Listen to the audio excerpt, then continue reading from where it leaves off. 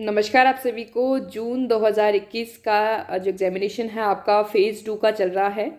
अब इसके जो पेपर हो चुके हैं, इसके जो अभी तक के पेपर हैं उन पर हम एनालिसिस करने जा रहे हैं, ताकि आपके इस पैटर्न बेस पर जो भी पेपर है आपको किस तरह से आपको लिखना है एग्जाम में, कुछ एक टिप्स आपको हो सकती है जो आपको काफ़ी काम आए। कुछ एक डाउट्स आपके ग्रुप के अंदर, टेलीग्राम ग्रुप में आते रहते हैं, वो भी मैंने आंसर किए हैं, रिप्लाई भी किए हैं, लेकिन फिर भी आज इस वीडियो में हम एंड तक देखेंगे। फिर भी आपके कोई डाउट रह जाते हैं तो ज़रूर आप कमेंट सेक्शन में पूछिएगा। चाहे आपके यूजी के सारे एग्जामिनेशन हो, बीए, बीएससी, बीकॉम और आपका जो एमए, एमएससी, पीजी का जो भी पैटर्न है वो सारा इस वीडियो में हम देखेंगे, ताकि आपकी आगे आने वाले एग्जाम है उसमें आप अच्छे से परफॉर्म करें। ज़रूरी नहीं होता है कि आप पढ़ाई ही करके ही अच्छा स्कोर कर पाते हैं, लेकिन आपने जो पढ़ा है वो किस तरह से प्रेजेंट करेंगे वो बहुत ही ज़्यादा इंपॉर्टेंट है। तो यहाँ पर देखिएगा, पहली चीज़ तो है आपका सिलेबस जो है वो 50% रिड्यूस नहीं हुआ है। सिलेबस नहीं हुआ है, केवल आपका पेपर पैटर्न रिड्यूस हुआ है। ध्यान दीजिएगा, बहुत इंपॉर्टेंट है, जिनको कन्फ्यूजन है दूर कर लीजिएगा। केवल पेपर पैटर्न। पेपर पैटर्न किस तरह से, जैसे कि आपका बीए का जो भी सब्जेक्ट है, केवल आपकी जो थ्योरी है, जियोग्राफी को आप इसमें छोड़ दीजिए क्योंकि इसमें प्रैक्टिकल सब्जेक्ट भी है, तो उसको हम इंक्लूड नहीं करें। ये आपका इकोनॉमिक्स का पेपर है, बीए सेकेंड ईयर का, ठीक है। अब इसके अलावा बीए का आपका सेकेंड ईयर का अगर इंग्लिश का पेपर है, इजी 03 का, या फिर पॉलिटिकल साइंस का पेपर है, और भी जो पेपर है वो आपका थ्योरी पेपर का सेम मार्क्स का और इसी पैटर्न पे होगा। ध्यान दीजिएगा, तो आपको काफ़ी ज़्यादा हेल्प होने वाली है यहाँ पर। तो आपका ये पेपर है इसी 03, मैक्सिमम मार्क्स यहाँ पर 70 है, ठीक है। और ये आपका डिवाइड है दो पार्ट में, सेक्शन ए और सेक्शन बी में। अब किस तरह से करना है, आपका जो पार्ट, अगर हम सेक्शन थर्ड की बात करें, जो सी था वो आपका हटा दिया गया है, तो उसमें नहीं करना है। तो इस बार बहुत अच्छी बात यह है कि आप सेक्शन ए और सेक्शन बी को कर करके भी बहुत अच्छा परफॉर्म कर पाएंगे, क्योंकि आपके लॉन्ग आंसर टाइप क्वेश्चन हट चुके हैं इसमें। अब यहाँ पर हम देखें, सेक्शन ए में आपके जो टोटल अगर हम बात करें, 14 नंबर का है, ये 14 नंबर का very short answer type questions, और ये आपका हिंदी में भी दिया हुआ है। केवल 4 प्रश्न करने हैं। ध्यान दीजिएगा किस तरह से आप प्रश्न करें। तो आप जैसे कि प्रश्न अगर अपनी कॉपी में लिख रहे हैं, जो आपको उत्तर पुस्तिका दी गई है वहाँ पर, तो आप ये ज़रूर मेंशन कीजिएगा। इससे बहुत अच्छा एक इम्पैक्ट होता है मेरे अकॉर्डिंग। तो ये भी आप ज़रूर मेंशन कीजिए कि खंड ए के आप प्रश्न कर रहे हैं, साथ में कौन से प्रश्न हैं ये ज़रूर लिखिएगा। निर्देश ना लिखे, कोई इसको नहीं लिखना है आपको। तो आपको ये पहले लिखना है, जैसे कि आपको अगर आपको ये भी ड्रॉ भी करनी पड़ती है कई बार लाइन, अगर है तो ठीक है।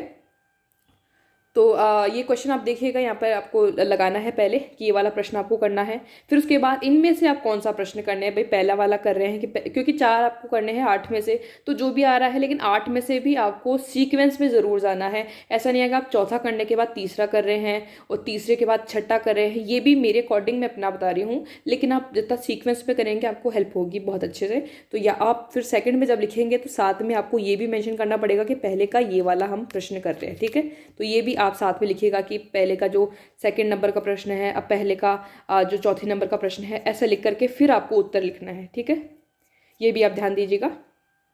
तो पूरा आपको वहाँ तक ले जाना है एग्जामिनर को कि कौन से प्रश्न का उत्तर आप लिख रहे हैं। ऐसे रैंडम आप आंसर नहीं लिखेंगे कुछ भी करके कि आप पहला लिख रहे हैं तो पहला लिख देंगे, चाहे आप प्रश्न चौथे नंबर का कर रहे हो तो वो नहीं करेंगे। जो यहाँ पर नंबर लिखा हुआ है वही आप करेंगे और प्रश्न को लिखेंगे। प्रश्न को भी लिखते हैं तो भी बहुत अच्छी बात होती है, आप प्रश्न को भी लिखा कीजिएगा और साथ में उत्तर को भी, क्योंकि प्रश्न छोटा सा होता है तो आप प्रश्न लिखेंगे तो बहुत अच्छा इंपैक्ट होगा और आपके हो सकता है कि एग्जामिनर इंप्रेस हो और आपको एग्जाम में मार्क्स और भी अच्छे दें, क्योंकि फिर उसको जो एग्जामिनर को भी क्रॉस चेक नहीं करना पड़ता है कौन से प्रश्न का उत्तर है इस तरह से।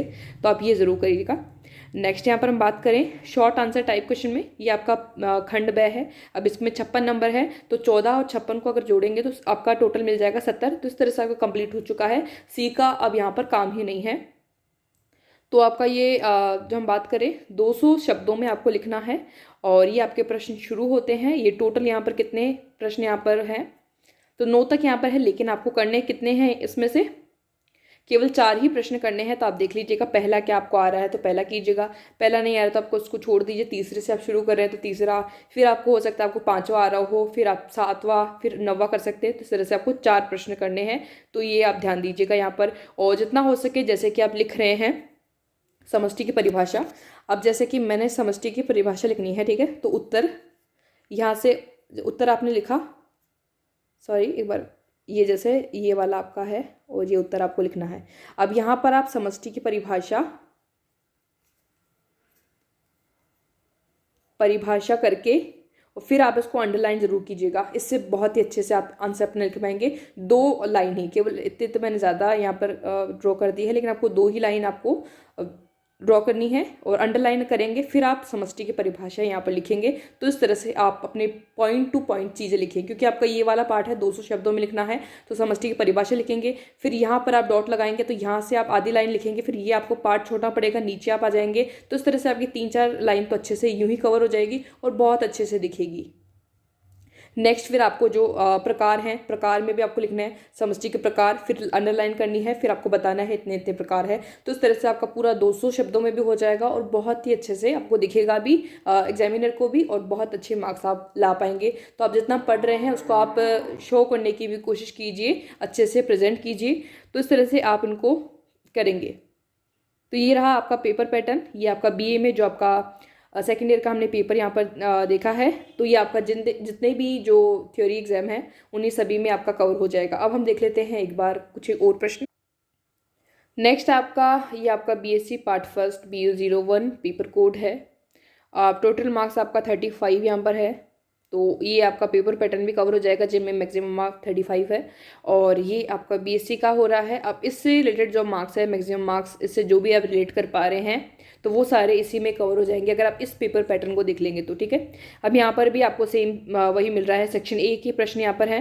ठीक है, very short answer type question, और ये यहाँ पर आपके हैं प्रश्न। ठीक है, अब प्रश्न यहाँ पर दिए हुए हैं। कितने प्रश्न यहाँ पर आपको करने हैं, तो 30 शब्दों में करना है। प्रत्येक अंक का जो अंक है 1.75 अंक है।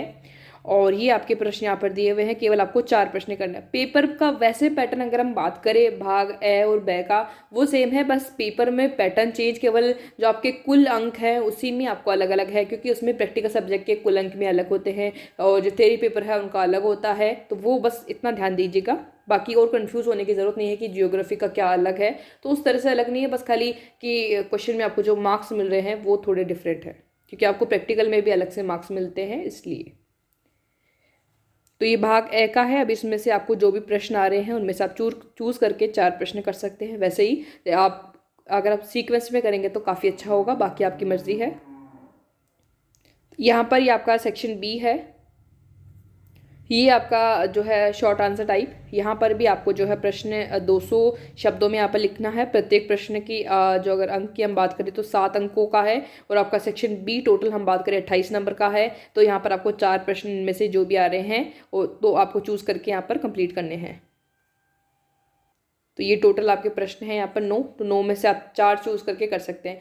तो अब इस पेपर पैटर्न से रिलेटेड जो भी प्रश्न है, जैसे BSc BU 01 का हमने देखा है, आपके कुल मार्क्स यहाँ पर, कुल अंक जो हैं आपके कितने थे, यहाँ पर 35 थे। तो 35 के अकॉर्डिंग जितने भी और हैं तो उनको आप देख सकते हैं कि आपका पेपर क्या, अगर 35 अंकों का है, प्रैक्टिकल सब्जेक्ट है, तो सेम आपका यही पैटर्न रहने वाला है। तो आप इनको भी देख सकते हैं।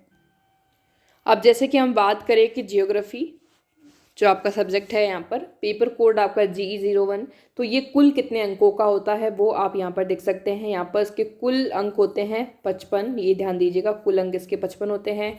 अभी आपका ये सेम पैटर्न नहीं है, लेकिन आपके कुल अंक जो में से आएंगे, आपका भाग ए और जो बी आएगा वो इन्हीं में से आएगा। इन्हीं में से आपको करना है, यहाँ पर ये ध्यान दीजिएगा। तो आपका जो जियोग्राफी सब्जेक्ट का जो कुल अंक है वो आपके 55 में से आएगा। तो ये भी आप ध्यान दीजिएगा। तो अब तक के जितने प्रश्न पत्र यहाँ पर हुए थे, जो शेयर किए गए थे, उनके बारे में हमने यहाँ पर देखा है। बाकी जो मास्टर्स के लिए हैं उनके लिए मैं अलग से वीडियो लेकर आऊँगी। और बाकी जैसे कि आपके पेपर्स हों, आप ज़रूर रिव्यू के लिए ज़रूर शेयर करें। और बाकी कैंडिडेट से भी आप जुड़ सकते हैं। टेलीग्राम का लिंक आपको गिवन है डिस्क्रिप्शन बॉक्स में, तो ज़रूर ज्वाइन कीजिएगा। आज के इस वीडियो में इतना ही। Thank you for watching. Video अच्छी लगे तो लाइक कीजिएगा, शेयर कर दीजिएगा।